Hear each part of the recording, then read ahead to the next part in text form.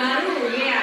Nah, di sini muncul kata baru yaitu berdiferensiasi, pembelajaran berdiferensiasi.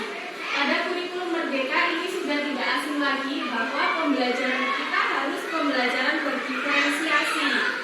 Nah, pembelajaran diferensiasi tujuannya agar peserta didik belajar sesuai dengan kebutuhannya, berdasarkan tahap perkembangan sesuai teori psikologi modern untuk mewujudkan profil pelajar Pancasila. Nah, itu profil pelajar Pancasila yang sudah kita lakukan setiap harinya. Ada berapa dimensi, Ibu? Nah, ya benar sekali. Ada 6 dimensi, mulai dari beriman dan bertakwa kepada Tuhan Yang Maha Esa dan berakhlak mulia, lalu berkebinekaan global, mandiri, gotong royong, kreatif, dan juga bernalar kritis. Nah, diharapkan pembelajaran yang kita lakukan baik di dalam kelas maupun di sekolah itu berlandaskan dengan 6 dimensi ini. Itulah paradigma kita pembelajaran yang baru. Nah, ini tentang teori kontrol. Nah, di sini ini banyak ada miskonsepsi yang setiap harinya kita lakukan. Yang pertama, ilusi guru mengontrol murid. Apakah jenengan sudah bisa mengontrol murid jenengan secara keseluruhan? Belum. Nah, mungkin dari kita misalnya menyuruh anak-anak, contohnya saja tidak boleh minum es. Tidak boleh minum es. Jangan minum es karena minum es itu membuat nanti sampai sakit. Mungkin anak akan menurut, tetapi dengan sesaat. Apakah di rumah juga bisa seperti itu? Tidak mungkin, karena kontrol kita apa yang ada di depan kita. Nah, di situ bahwa guru itu tidak bisa mengontrol keseluruhan muridnya. Iya, hanya ada pada saat bertemu dengan kita. Tapi jika sudah tidak bertemu dengan kita, apakah bisa kita mengontrolnya? Belum tentu. Ya.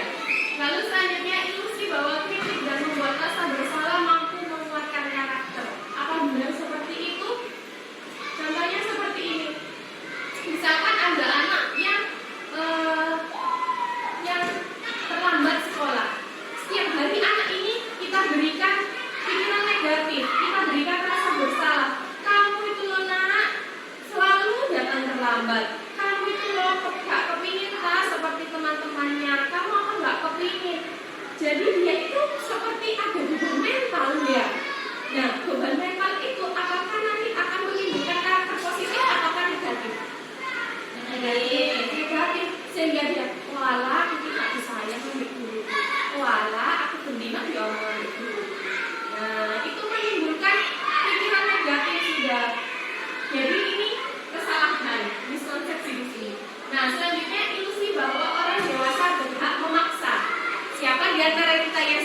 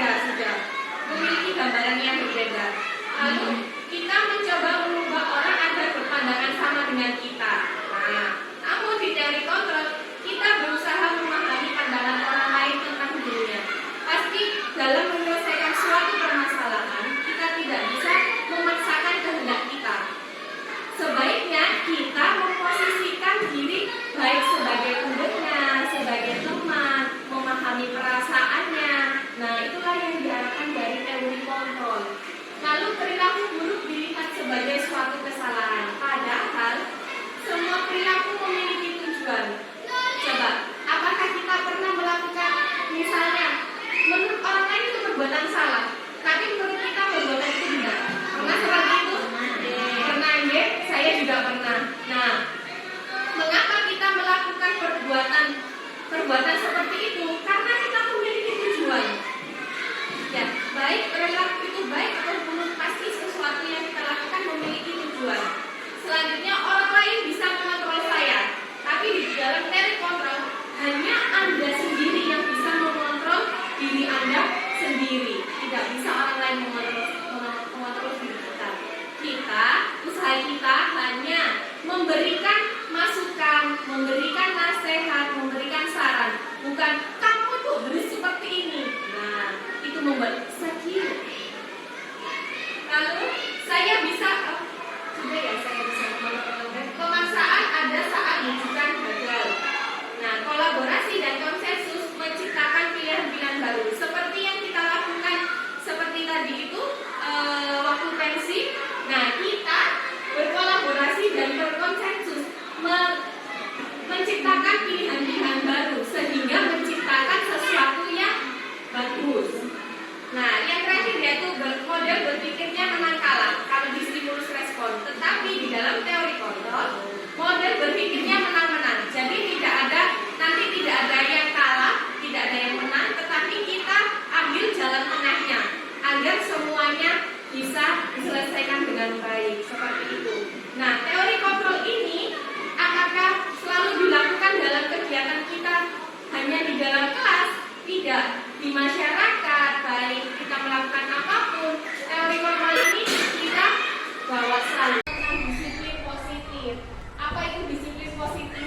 Kalau kita mendengar kata disiplin, itu pasti dengan ketegasan seperti itu ya. Di sini disiplin merupakan salah satu cara penerapan disiplin yang bertujuan untuk menumbuhkan kesadaran serta memberdayakan peserta didik tanpa imbalan atau reward, ancaman atau hukuman. Jadi, anak-anak bisa memunculkan sikap disiplin dari dalam dirinya sendiri. Sebagai pendidik, tujuan kita adalah menciptakan peserta didik yang memiliki disiplin diri sehingga mereka berperilaku mengacu kepada nilai-nilai kebijakan universal dan memiliki motivasi intrinsik dalam perilaku perubahan ke arah yang lebih baik. Anak didik kita pasti pernah melakukan kesalahan. Nah, pasti kesalahan itu hari ini baik, besok diulangi lagi. Hari ini baik, besok diulangi lagi. Nah, berarti disiplin positifnya itu belum muncul. Bagaimana caranya untuk memunculkan itu? Di sini dijelaskan mengacu kepada nilai-nilai kebajikan, nilai-nilai yang baik, yang universal. Apa itu nilai kebajikan? Selanjutnya sepertinya ada. Nah, ini nilai yang disepakati bersama lepas dari suku, bangsa, agama, bahasa maupun latar belakangnya. Jadi nilainya itu satu, seperti kata ini, toleransi. Toleransi itu kan maknanya luas. Kita mengizinkan anak lain beribadah sesuai dengan agamanya, itu toleransi. Kita misalnya ada anak yang sakit, kita memberikan izin untuk pulang lebih dahulu, itu juga toleransi. Nah, seperti itu maknanya banyak sekali. Nah, di sini dengan kata-kata seperti itu, kalimat seperti itu, kita jadikan satu menjadi kata yang baru, yaitu toleransi.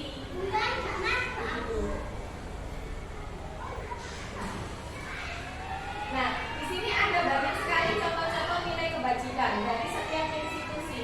Nah, ini profil pelajar Pancasila yang sudah kita ketahui. Lalu di sini ada preference program, nah ini ada toleransi, rasa hormat, integritas, menghargai. Lalu di dalam keterampilan hidup juga ada dapat dipercaya, lurus hati, tidak merendahkan orang lain. Nah, itu memiliki makna yang sangat luas. Biasanya yang terjadi di sekitar kita memahami makna yang luas itu tadi, tapi belum memahami kata-kata yang bersifat universal ini. Kalau sudah kata yang bersifat universal ini, nah inilah namanya nilai-nilai kebajikan yang bisa kita tanamkan kepada anak-anak kita.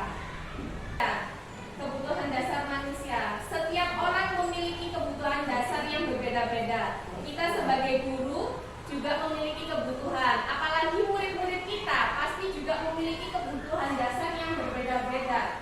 Nah, kebutuhan dasar ini ada 5 kebutuhan dasar manusia.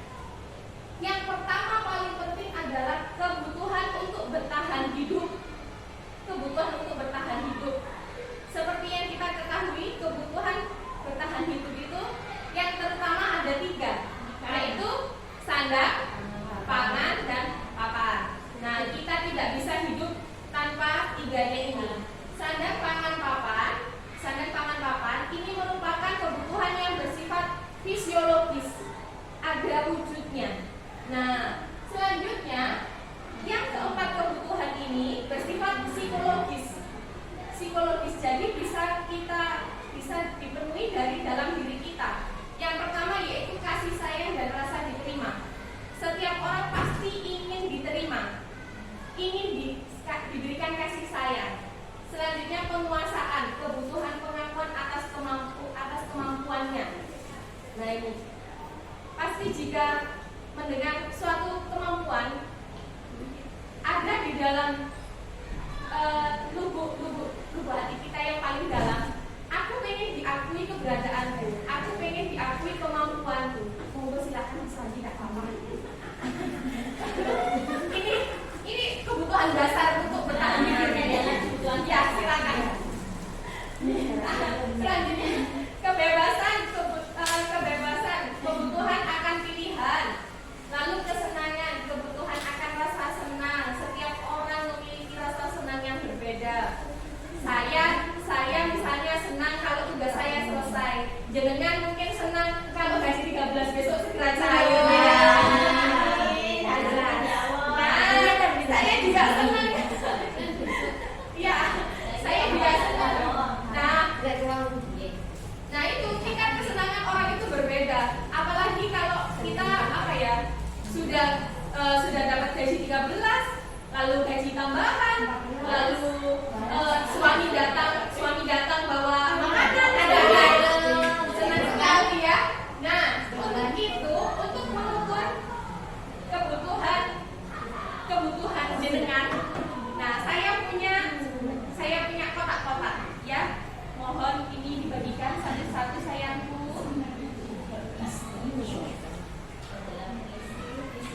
Ini silakan diisi.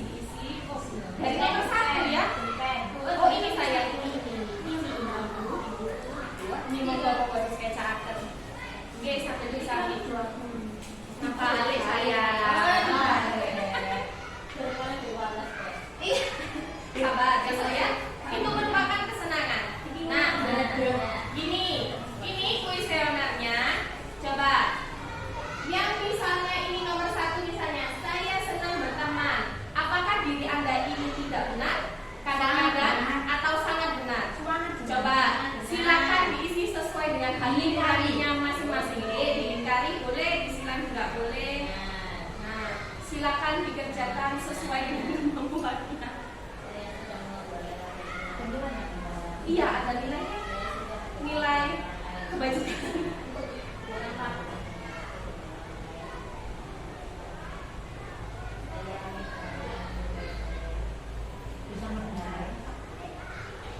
Nggak apa-apa kalau diisi tidak pernah juga nggak apa-apa. Kadang-kadang tanya kepada hatinya masing-masing.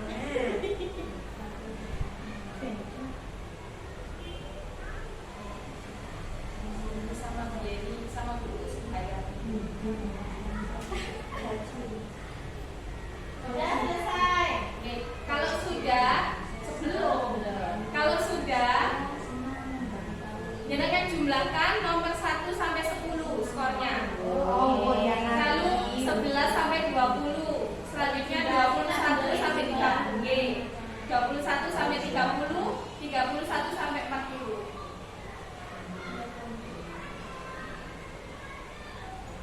Terus di bawah darah, di bawah ngitung, ya Allah.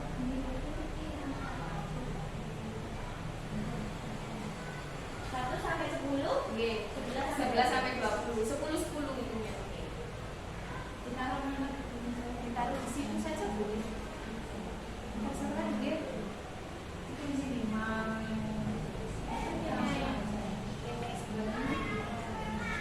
Jumlah, kalau jumlah ya sampai 10, sampai 10. Satu berarti sampai kira 30 orang saya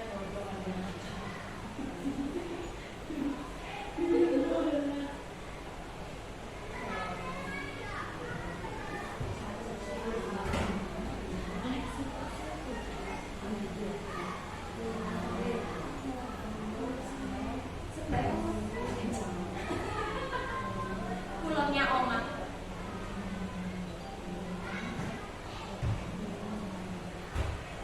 Ingat-ingatnya itu poin nomor berapa? Poin selesai. Kita dulu teman-teman kita. Saya suka menjadi nomor 1.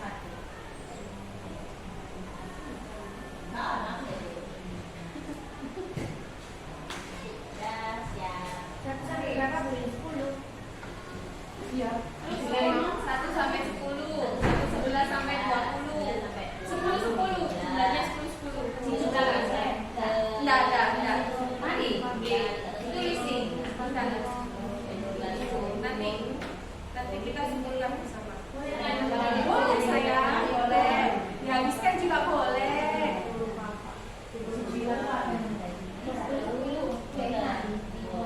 Sampun?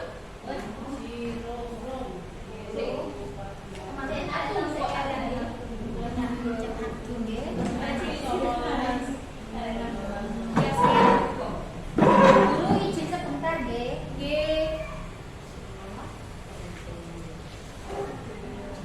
Padahal memang ini campuran saya ya.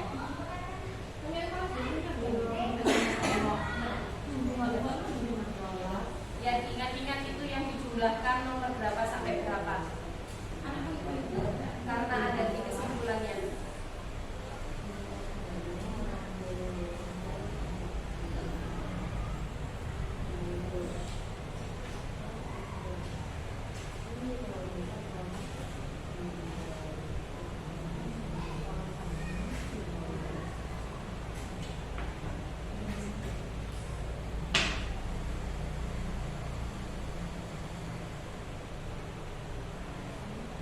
Sampun? Sudah semua ya. Nah, sekarang kita hayati pernyataan-pernyataan di sini. Dari nomor 1 sampai 10. Itu termasuk yang mana? Kebutuhan yang mana kira-kira? Selain bertahan hidup ya, Berarti yang di kotak merah, biru, toska sama yang coklat ini, yang oranye. Nomor 1 sampai 10 kira-kira apa itu? Kebutuhan yang mana? Saya senang berkebebasan, sayang Saya senang berteman, sayang mengobrol lewat telepon, bekerja sama dengan orang lain, menghabiskan banyak waktu, kebebasan untuk bertemu orang baru. Yang mana? Kasih sayang, kesenangan, kebebasan. Ya, coba dibaca lagi 11 sampai 20. Hitungnya 10 ya. 11 sampai 20. Ya, itu termasuk apa? Yang merah. Bebas. Aku yang merah nih. 11 sampai 20. Kebebasan. Bebas, saya bebas. Saya tidak suka membuat kesalahan. Kalau nomor 21 sampai 30. Saya suka memiliki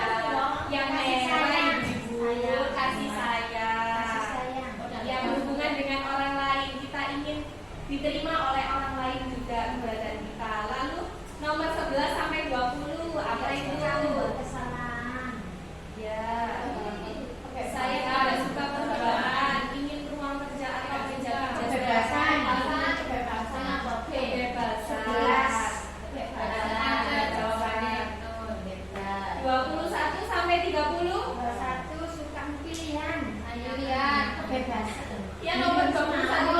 Saya suka memiliki pilihan. Kesenangan yang kuning. Saya senang mencoba hal baru. Kesenangan. Apa penguasaan atau kesenangan? Tinggal dua pilihannya. Kebutuhan pengakuan dan pengakuan. Kesenangan. Enggak. Penguasaan. Dan yang terakhir yaitu kesenangan.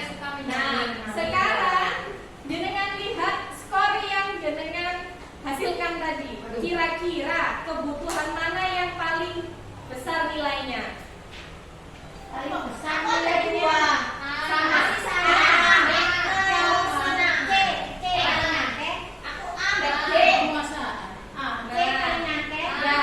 Berarti kebutuhan dasar jenengan yang paling tinggi itu yaitu yang ingin jenengan capai yaitu. Bukan berarti ya, tapi bukan berarti ini jenengan berarti aku gak ingin penguasaan itu. Enggak, ada prioritasnya. Mungkin yang paling ingin kita capai, yang paling inginkan adalah mungkin kesenangan. Ada yang nomor satunya penguasaan, kebebasan ataupun rasa diterima. Itu berbeda-beda. Nah, ini tadi berhubungan dengan teori kontrol bahwa kebutuhan orang-orang tidak sama dengan kita, berbeda-beda. Nah, ya seperti itu. Ini bisa digunakan untuk anak-anak kita. Kan anak-anak itu biasanya memiliki pilihan berbeda-beda. Nah, dari situ kalau kita berikan ini, kita bisa menganalisis kebutuhan dasar mereka itu apa. Seperti itu. Nanti berhubungan dengan segitiga restitusi juga. Selanjutnya, nah ini motivasi perilaku manusia. Motivasi perilaku manusia itu ada dua, dari internal dan eksternal. Eksternal itu terjadi di lingkungan eksternal. Eksternal itu terjadi di lingkungan kita. Berdasar lingkungan kita. Yang pertama, untuk menghindari ketidaknyamanan atau hukuman. Jadi kita melakukan sesuatu hanya untuk menghindari ketidaknyamanan atau biar kita tidak dihukum. Pernah seperti itu? Lalu untuk mendapatkan imbalan atau penghargaan dari orang lain. Apakah juga pernah seperti itu? Ya, kita semua juga pernah merasakan seperti itu. Nah, ini yang paling biasanya dikatakan paling mulia, paling baik adalah motivasi intrinsik yang muncul dari dalam diri kita. Jadi kita melakukannya dengan enjoy, ikhlas, lebih santai, karena kita ingin menjadi orang yang kita inginkan dan menghargai diri sendiri. Misalnya kita bertanggung jawab, misalnya jenengan punya nilai bertanggung jawab, jenengan akan melakukan suatu tugas itu dengan sebaik-baiknya, dengan tanggung jawab, walaupun tidak disuruh, jenengan bisa melakukannya sendiri. Karena apa? Karena jenengan sudah punya nilai tanggung jawab. Biasanya orang yang seperti memiliki motivasi intrinsik biasanya dikatakan akas. Nah, kalau ada temannya akas, jangan dihina, malah harusnya kita dukung karena dia memiliki motivasi intrinsik dari dalam dirinya sendiri. Nah, beliau ingin menghargai dirinya sendiri seperti itu. Jadi dia nih kalau dibilang orang seperti itu jangan berkecil hati ya. Seneng aja Bu Yeni. Berarti orang-orang memperhatikan jadi kan Bu Yeni. Asik.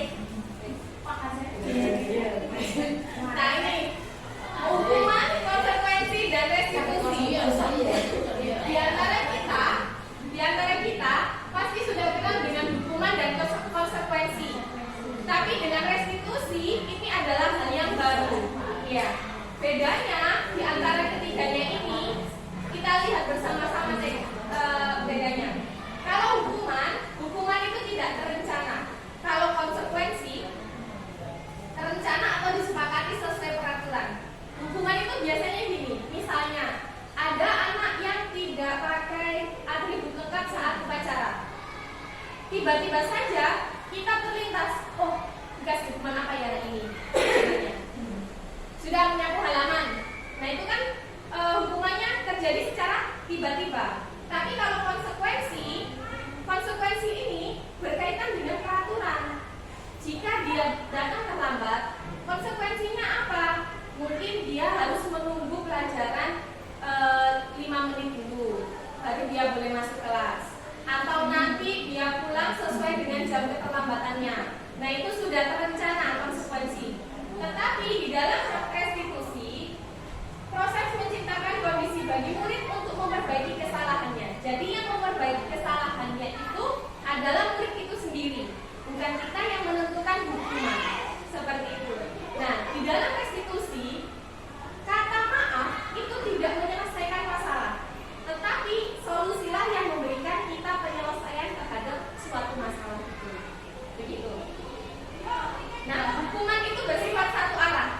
Beda dengan restitusi. Kalau restitusi ada aksi, ada reaksi. Seperti itu. Nah, hukuman itu biasanya bersifat fisik. Karena dadakan itu tadi ya, jadinya bersifat fisik. Lalu kalau konsekuensi, sikap guru selalu memonitor murid. Jadi guru punya catatan-catatan. Nah, itu konsekuensi.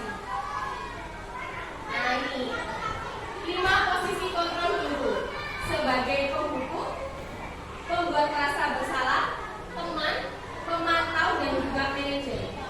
Kita sebagai guru seringkali memposisikan hal ini kepada siswa-siswa kita. Melakukan suatu kesalahan, biasanya kita letakkan di mana? Diri kita posisikan di mana? Apakah sebagai penghukum, pembuat rasa bersalah, teman, pemantau, atau manajer? Yang atas itu ya. Sebagai posisi seperti itu. Kalau penghukum sudah jelas sekali, ketika anak bersalah lalu kita beri hukuman. Nah, itu penghukum. Lalu pembuat rasa bersalah itu seperti ini. Ibu kecewa sekali. Mengapa sih kamu lakukan hal ini? Nah, kita katakan seperti itu. Mengapa kamu tadi kok berbuat seperti ini? Ibu kecewa sekali sama kamu. Nah, dia kan merasa bersalah jadinya. Nah, lalu teman, kalau teman ini karena kita sudah dekat biasanya sama anak-anak, jadi anak itu ketika membuat perilaku yang salah, kita berikan gini, wes punya diulangi maneh. Nah, itu sebenarnya baik, kita tidak menghukum anak berlebihan, tetapi dampak negatifnya jika hal ini terus dilakukan, ketika kita tidak merespon aksinya dia, kita tidak memberikan reaksi seperti yang dia inginkan, dia akhirnya marah dengan kita. Itu teman. Lalu pemantau. Kalau pemantau itu kita punya catatan. Biasanya ini terjadi pada masalah yang berulang. Misalnya anak itu hari ini tidak mengerjakan PR, besok tidak mengerjakan lagi, besoknya lagi. Nah, itu kita sebagai pemantau kita sudah punya catatan. Diharapkan kita sebagai guru bisa bertindak sebagai manajer. Manajer itu bisa kombinasi di antara keduanya, teman dan juga pemantau. Kita bisa masuk ke dalam anak-anak, kita bisa menasehatinya berdasarkan data-data kita. Tetapi bedanya di sini kalau sebagai manajer, kita bisa mengantarkan dia mencari solusinya sendiri. Sehingga diharapkan dia berubah atas motivasi intrinsiknya. Seperti itu. Nah, ini penjelasan tentang manajer. Oh, ini penerapan contohnya ya. Kasus siswa tidak memakai atribut lengkap saat upacara bendera. Pada posisi kontrol sebagai guru mengatakan hormat pada bendera 1 jam. Nah, itu sebagai hukuman bersifat fisik. Lalu membuat merasa bersalah, berapa kali ibu harus memberitahumu, buat ibu kecewa saja kamu. Nah, kata kecewa akhirnya, aduh, saya sudah buat kecewa. Lalu teman, tolong bantu ibu sekali ini saja, kamu bisa berbuat baik. Nah, kita meminta anak untuk mentaati peraturan. Lalu pemantau, apa konsekuensinya bagi anak yang melanggar aturan? Nah, ini kalau sudah pemantau itu ada datanya. Nah, kalau manajer, apakah kamu tahu kesalahanmu? Bagaimana cara memperbaikinya kira-kira? Nah, itu manajer. Apakah jenengan sudah sampai di posisi ini? Alhamdulillah, saya juga. Isu yang basah bisa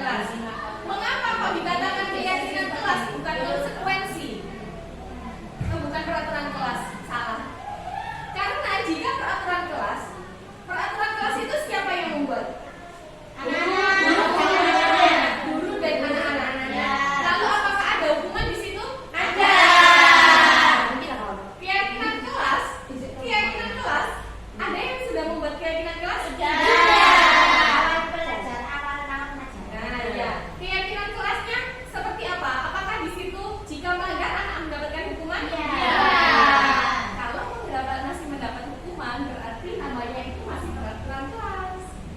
Begitu. Apakah keyakinan kelas? Coba. Tidak ada hubungannya. Kalau keyakinan kelas, nah itu keyakinan kelas ada kaitannya dengan manajer. Sikap kita menjadi manajer, bukan mendapatkan hukuman, melainkan mencari solusi atas permasalahan yang dia lakukan. Seperti itu. Contohnya, nanti ini saya berikan contohnya.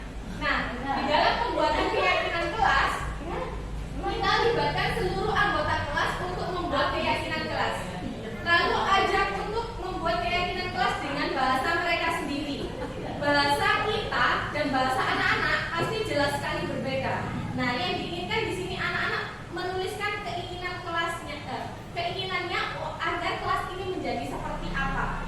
Lalu setelah menuliskan, kita kelompokkan menjadi peraturan yang memiliki makna baru.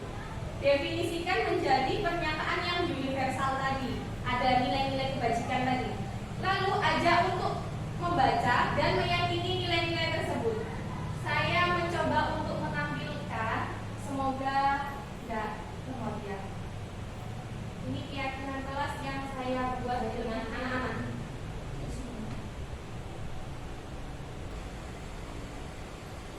Tapi ini belum saya edit.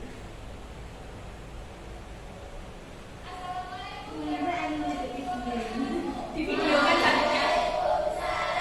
Alhamdulillah.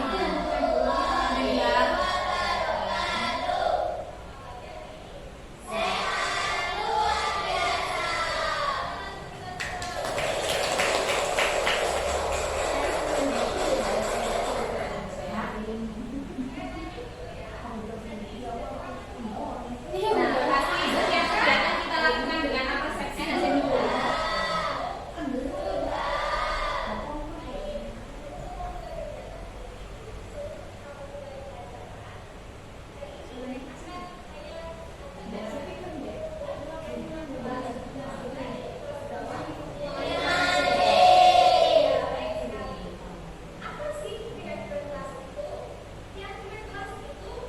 Nah, di sini kita berikan pengertian keyakinan kelas kepada anak-anak, agar anak-anak lebih memahami keyakinan kelas, bukan peraturan kelas lagi. Ya.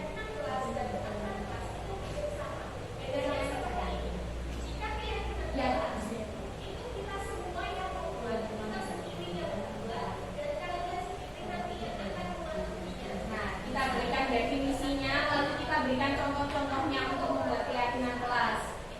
Biasanya siapa yang membuat? Guru kan? Sekolah. Nah, sedangkan untuk keyakinan kelas, kalian lah yang membuat. Seperti itu. Tahu bedanya? Nah, dalam keyakinan kelas, kita menggunakan kalimat-kalimat positif yang bisa kita yakini bersama. Bukan biasanya seperti ini. Tidak boleh memakai perhiasan, tidak boleh membawa. Nah, itu adalah contoh kalimat yang negatif. Tetapi dalam keyakinan kelas, kita menggunakan kalimat-kalimat yang positif. Seperti contohnya seperti ini ya. Ketika kita sedang ulangan, bagaimana sikap kita seharusnya? Bagaimana? Nah, tidak boleh mencontek, karena tidak di situ sudah bermakna negatif. Harapannya dengan keyakinan kelas kita bisa menggunakan kalimat yang positif, dan itu bisa berarti dengan cara mengerjakan secara mandiri. Seperti itu. Paham anak-anak? Setelah ini saya akan membagikan kertas satu-satu. Kalian boleh menulis. Ini kita berikan mereka definisinya dulu. Lalu contoh-contohnya agar mereka memahami tentang pembuatan keyakinan kelas. Lalu setelah itu kita berikan kertas agar mereka bisa menuliskannya. Mereka boleh menuliskan 1, 2, atau 3, boleh. Nah, setelah itu yang kita lakukan setelah menuliskan nilai-nilai kebajikan tadi, lalu kita definisikan, kita kelompokkan menjadi beberapa kelompok. Lalu kita buat dengan kita ramu dengan bahasa nilai-nilai yang kebajikan tadi, nilai kebajikan universal. Setelah itu, setelah nilai sudah terkumpul semua, kita ajak mereka untuk menyepakati keyakinan kelas yang sudah dibuat. Dengan cara apa? Dengan cara tanda tangan.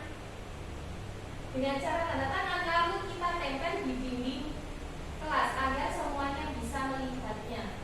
Kalau nggak salah ini. Oh bukan.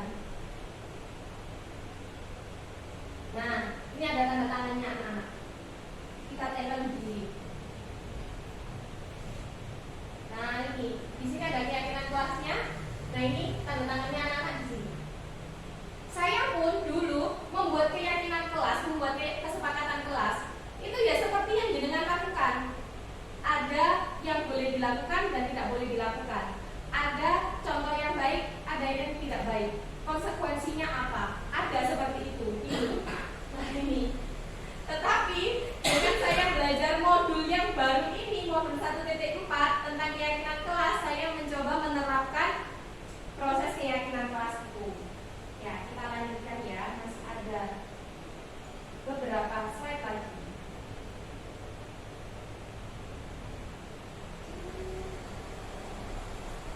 Nah ini yang kata saya tadi yang paling penting tentang segitiga restitusi. Segitiga restitusi sebenarnya restitusi, tetapi karena ada 3 tahapan jadinya menjadi segitiga restitusi. Tahapannya ada 3: menstabilkan identitas, validasi tindakan yang salah, dan yang terakhir menanyakan keyakinan. Nah ini pentingnya kita membuat keyakinan kelas tadi, kita kembalikan pada keyakinan yang sudah mereka buat. Nah inilah muncullah kita sikap manajer tadi. Yang pertama, menstabilkan identitas. Berdasarkan prinsip membuat kesalahan adalah bagian dari proses pembelajaran.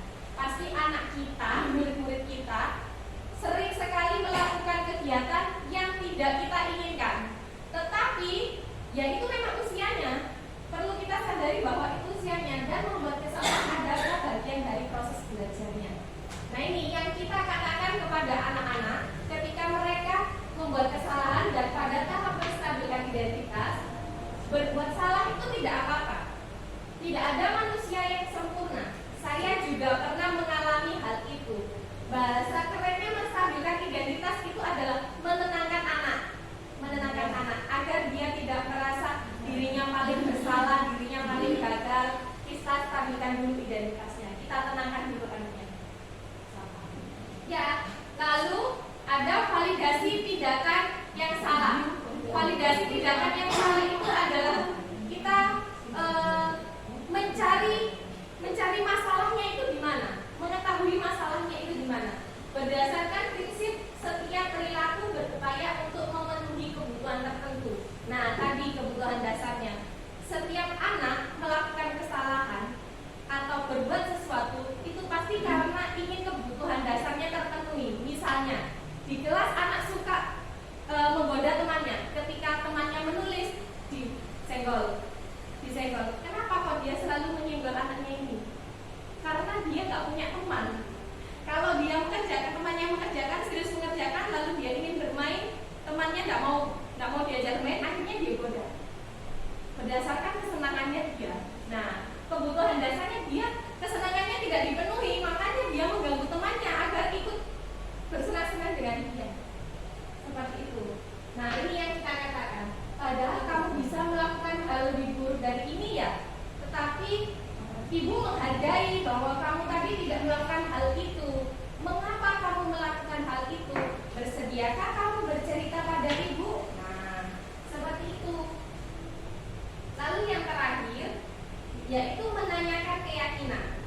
Menanyakan keyakinan berdasarkan teori kontrol bahwa pada dasarnya kita termotivasi secara internal. Nah ini tahapannya yang paling menurut saya paling rontok abot. Kenapa? Karena biasanya menanyakan keyakinan itu tidak semudah yang kita kira. Apa yang kita percaya sebagai kelas atau keluarga? Keyakinan kita, kelas kita tadi apa? Apakah yang kamu perbuat itu sesuai dengan keyakinan kelas kita? Nah itu menanyakan keyakinan. Setelah menanyakan keyakinan, kita giring anak untuk menemukan solusinya. Kira-kira kalau kamu berbuat seperti itu tadi, sesuai tidak dengan keyakinan kelas kita? Tidak sesuai, Bu. Nah, kalau sudah tidak sesuai, apa yang harusnya kamu lakukan sesuai dengan keyakinan kelas kita? Nah, kembalikan itu pada keyakinan kelas. Sepertinya saya ada contoh. Nah, ada contoh ini BBA ini ya BBA. Ya ini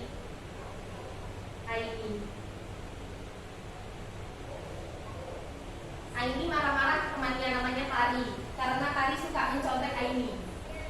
Akhirnya Aini marah-marah. Nah, Tari ngeselin sih, kenapa videonya tersendat-sendat.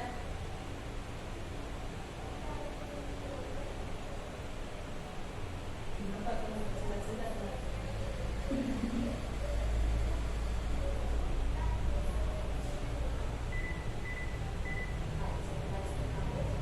Ini wajarlah jika kamu merasakan hal seperti itu.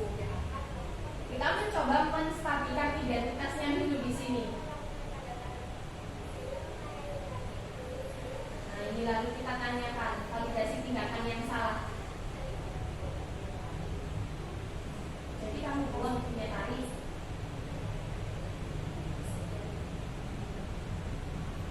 Lalu kita tanyakan alasannya. Pasti ada alasan.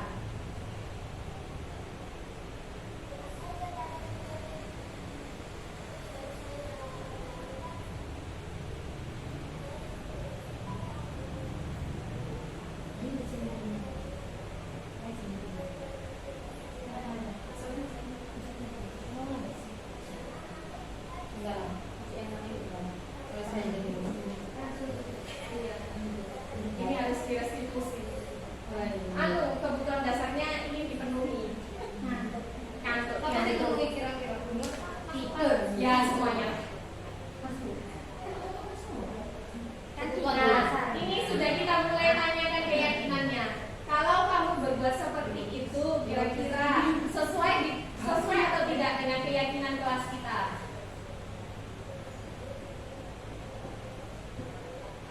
Nah, lalu dia merasa melanggar keyakinan kelas. Lalu jika seperti itu, apa yang harus kamu perbuat? Saya harus lebih sabar lagi, Bu. Nah, ini kira-kira kalau diterapkan ke Tomo, itu pertanyaan terbesar. Murid kita yang spesial itu ya, kira-kira hal ini itu. Nah, berarti dia belum memiliki motivasi internal, Bu Tantri. Tadi nggak usah dipilih. Iya, sudah lulus.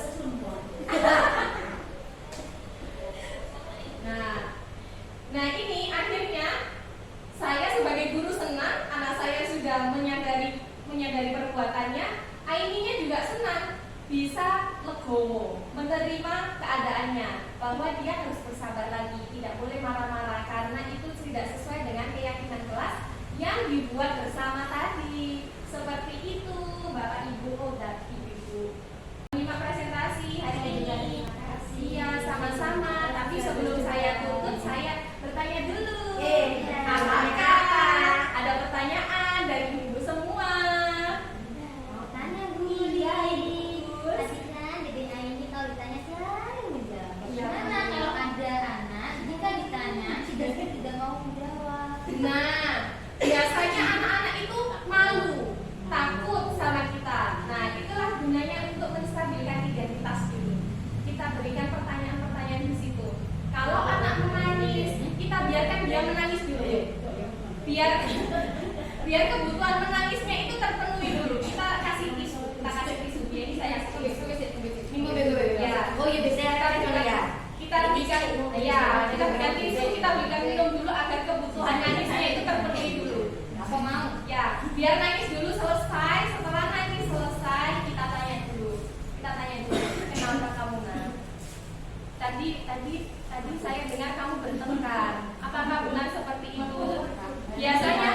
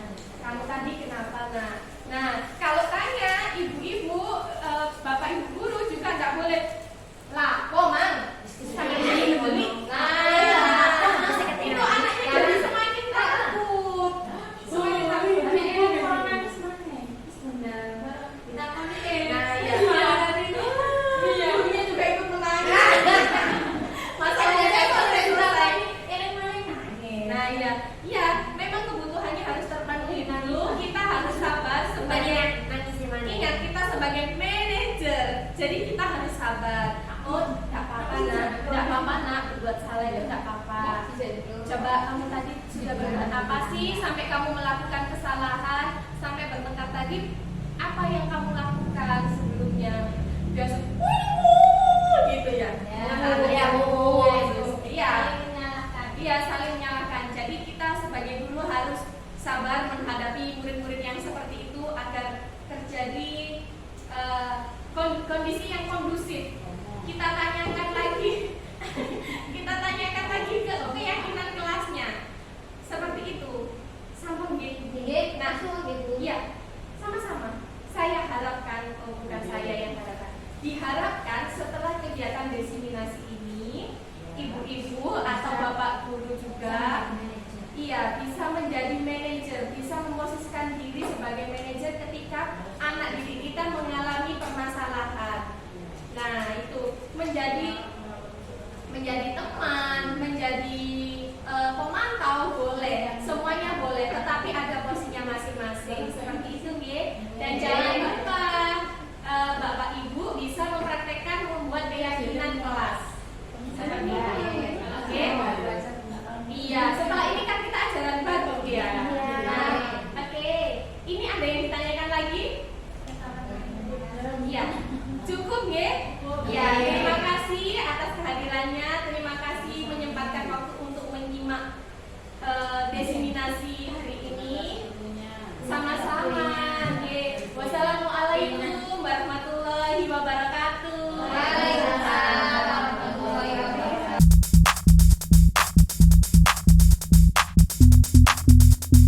Assalamualaikum warahmatullahi wabarakatuh.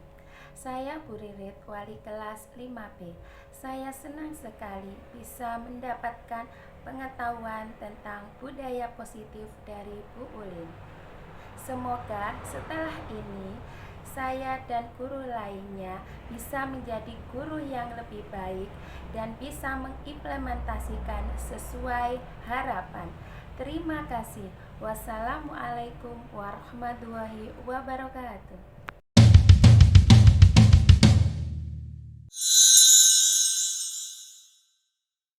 Assalamualaikum warahmatullahi wabarakatuh. Waalaikumsalam warahmatullahi wabarakatuh. Apa kabarnya hari ini? Sehat luar biasa. Tangan untuk kita semua. Ya, terima kasih. Saya tanya dulu ya. Tadi sudah sarapan belum? Sudah. Sudah makan? Sudah. Belum? Sudah. Baik, untuk memulai kegiatan hari ini, sebelum kita memulai pelajaran, hari ini akan saya ajak kalian untuk membuat keyakinan kelas di kelas kita, yaitu kelas berapa? 5D. Ya, baik sekali. Apa sih keyakinan kelas itu?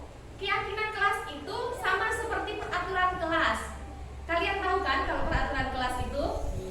Nah, hampir mirip keyakinan kelas antara keyakinan kelas dan peraturan kelas itu hampir sama. Bedanya seperti ini.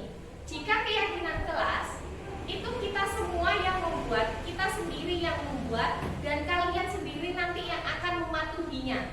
Saya dan juga kalian yang mematuhinya. Tetapi kalau peraturan kelas itu biasanya siapa yang membuat? Guru kan? Iya. Atau sekolah. Nah, sedangkan untuk keyakinan kelas, kalianlah yang membuat. Seperti itu. Tahu bedanya, Nak? Nah, dalam keyakinan kelas, kita menggunakan kalimat-kalimat positif yang bisa kita yakini bersama. Bukan biasanya seperti ini. Tidak boleh memakai perhiasan, tidak boleh membawa. Nah, itu adalah contoh kalimat yang negatif. Tetapi dalam keyakinan kelas, kita gunakan kalimat-kalimat yang positif. Seperti contohnya seperti ini ya. Ketika kita sedang ulangan, bagaimana sikap kita seharusnya? Bagaimana? Mengerjakan sendiri, Bu, tidak boleh mencontek. Nah, tidak boleh mencontek. Kata tidak di situ sudah bermakna negatif. Harapannya dengan keyakinan kelas kita bisa menggunakan kalimat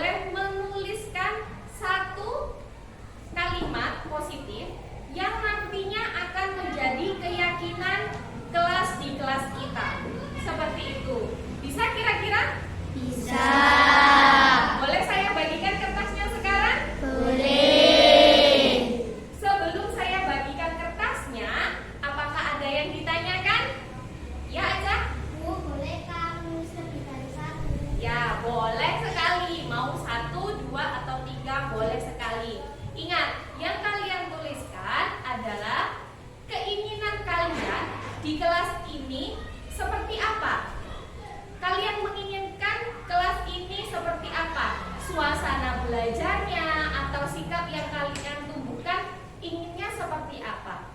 Begitu ya? Bisa kita mulai sekarang? Bisa.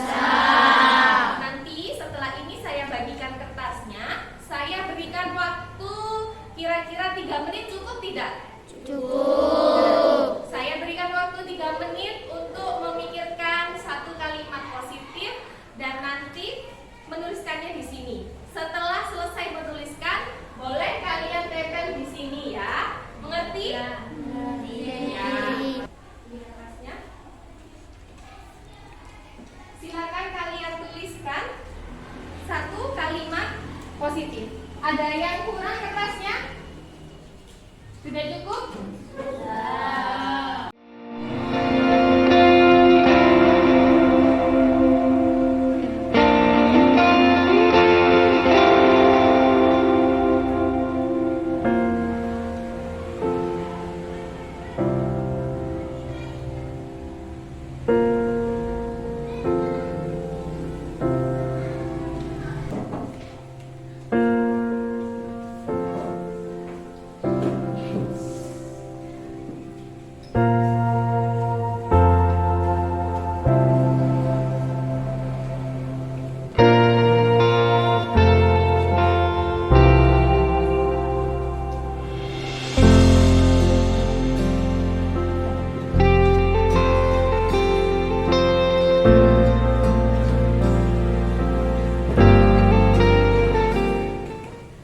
Nah, dari kegiatan yang kita lakukan tadi yaitu menuliskan keyakinan kelas yang akan kalian yakini.